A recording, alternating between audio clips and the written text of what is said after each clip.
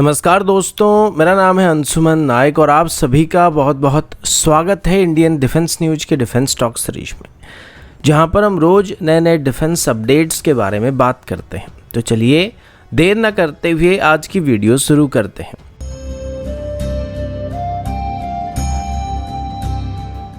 आज की पहली अपडेट मेन बैटल टैंक की तरफ से है।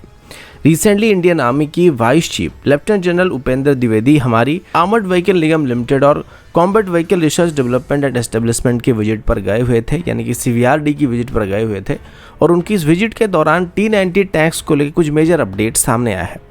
मेनली उनकी इस विजिट के दौरान CVRD और AVNL की तरफ से उनको खास करके T-90 टैंक्स और अर्जुन टैंक के लिए डेवलप किए गए इंडिजिनस टेक्नोलॉजी के बारे में उनको एक डेमो दिखाया गया था। और इसी दौरान ही खास करके T-90 टैंक्स की एक नई वेरिएंट का जिक्र किया गया है, जिसे CVRD की तरफ से T-90 Mark 3 कहा जा रहा है। फिलहाल अभी तक T-90 टैंक्स की कोई भी Mark 3 वेरिएंट को लेकर जिक्र नहीं किया गया था और ना ही ऐसी कोई भी अपडेटेड मॉडल को रशिया से खरीदा गया था। इंडियन आर्मी के पास जो सबसे मॉडर्न T-90 टैंक मौजूद है वो इसकी T-90M वेरिएंट है, लेकिन अभी रिसेंटली CVRD की तरफ से इसकी Mark 3 वेरिएंट का जिक्र करने के बाद अभी काफ़ी सारा कन्फ्यूजन शुरू हो चुका है। एक्चुअली ये बात बताया नहीं गया कि T-90 टैंक्स की Mark 3 वेरिएंट में क्या क्या नए अपग्रेड्स होने वाले, लेकिन इतना बताया गया कि एक इंडिजिनस अपग्रेड प्रोग्राम होने वाला है जिसमें सारी की सारी टेक्नोलॉजी को इंडिजिनस तरीके से डेवलप किया गया, जिसका रशिया के साथ कोई लेना देना नहीं रहेगा। कुछ स्पेकुलेशन के मुताबिक इस अपग्रेड पैकेज में रिमोट कंट्रोल वेपन स्टेशन और सी थ्रो आर्मर जैसे अपग्रेड्स को T-90 टैंक्स में किया जाने वाला है, जिनको खास करके DRDO की तरफ से डेवलप किया गया। इसके अलावा अभी तक इसके बारे में कोई और ज़्यादा इन्फॉर्मेशन को पब्लिक नहीं किया गया है। अगला अपडेट भी मेन बैटल टैंक की तरफ से, और अभी हम इंडियन आर्मी की फ्यूचर मेन बैटल टैंक के बारे में बात करने वाले हैं। आप सभी को ये बात पता होगा कि हमारी T-72 टैंक्स को रिप्लेस करने के लिए अभी DRDO की तरफ से एक फ्यूचर मेन बैटल टैंक को डेवलप किया जा रहा है, जिसे 2030 के आसपास तैयार करने का काम रखा जा रहा है। अभी इसी को लेकर एक बहुत ही बड़ी खबर सामने आई है। DRDO की तरफ से बताया गया कि अभी हमारी next generation main battle tank के लिए उनकी तरफ से एक नई 125 mm की स्मूथ बोर गन को टेस्ट करना स्टार्ट किया गया।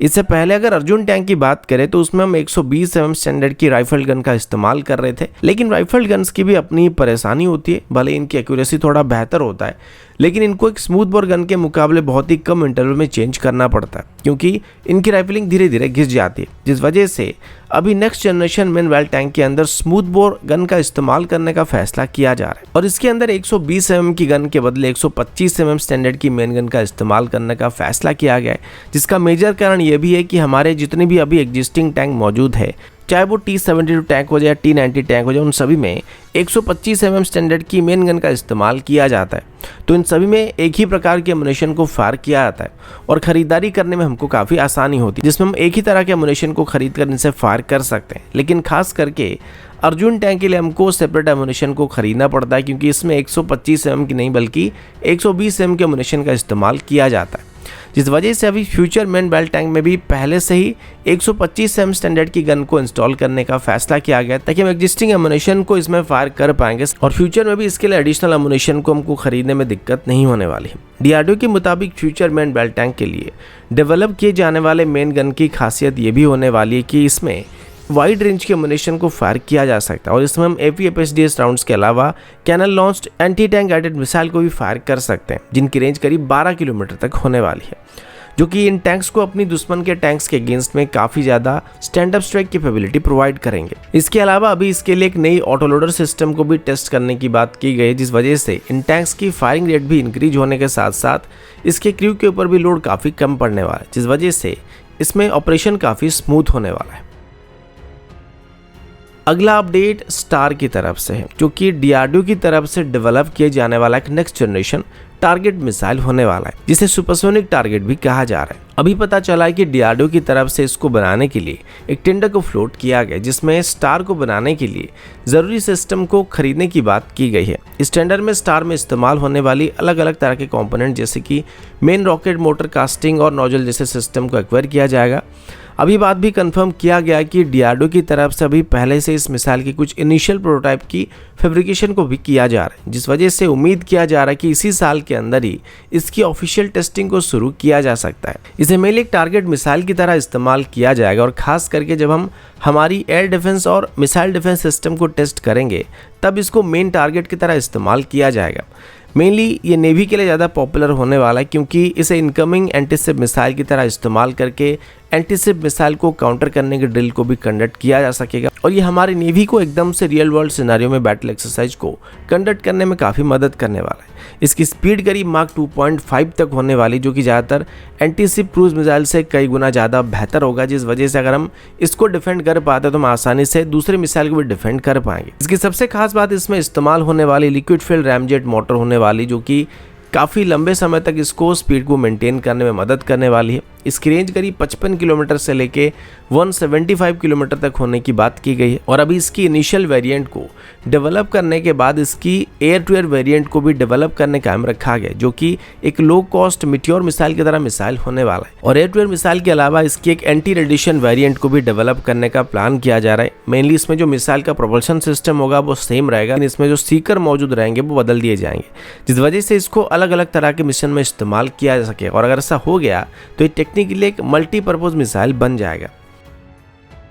अगला अपडेट अटैक हेलीकॉप्टर की तरफ से है। आप सभी को पता होगा कि रिसेंटली अपाचे हेलीकॉप्टर की लगातार क्रैश होने की वजह से अपाचे हेलीकॉप्टर की रिलायबिलिटी के ऊपर काफ़ी सवाल किया जा रहा है, क्योंकि पिछले 2 महीनों के अंदर सिर्फ यूएस आर्मी की 4 अपाचे हेलीकॉप्टर क्रैश हो चुके हैं और रिसेंटली इंडियन एयरफोर्स का भी एक अपाचे हेलीकॉप्टर लद्दाख में क्रैश हो चुका है। इस बीच बोइंग की तरफ से इंडियन आर्मी की तरफ से भी ऑर्डर किए गए अपाचे हेलीकॉप्टर को आर्मी को डिलीवर करने की प्लानिंग किया जा रहा है और जब इंडियन एयरफोर्स की तरफ से 22 अपाचे हेलीकॉप्टर को खरीदा गया था, उसके तुरंत बाद ही इंडियन आर्मी की तरफ से भी 6 अपाचे हेलीकॉप्टर को खरीदने का जिद किया गया था।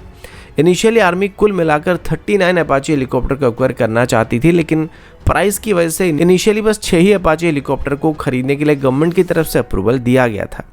अभी बोइंग की तरफ से इंडियन आर्मी को अपाचे हेलीकॉप्टर को अगले महीने तक ही डिलीवर करने का टाइमलाइन दिया जा रहा है और जब बोइंग की तरफ से अपाचे हेलीकॉप्टर को आर्मी को डिलीवर करने का प्लान बनाया जा रहा है, तभी आर्मी की तरफ से एडिशनल अपाचे हेलीकॉप्टर को भी एक्वायर करने का प्लान बनाया जा रहा है, जिसमें 18 एडिशनल अपाचे हेलीकॉप्टर को खरीदने का प्लान आर्मी की तरफ से किया जा रहा है। आर्मी शुरू से अपाचे हेलीकॉप्टर की कमांड को अपने पास रखना चाहती थी, लेकिन इनिशियली जब इंडियन एयरफोर्स की तरफ से अपाचे हेलीकॉप्टर का कमांड अपने पास रखने का फैसला किया गया, तो उसके बाद आर्मी की तरफ से भी अपना एक सेपरेट अपाचे स्क्वाड्रन को तैयार करने का डिमांड किया गया था।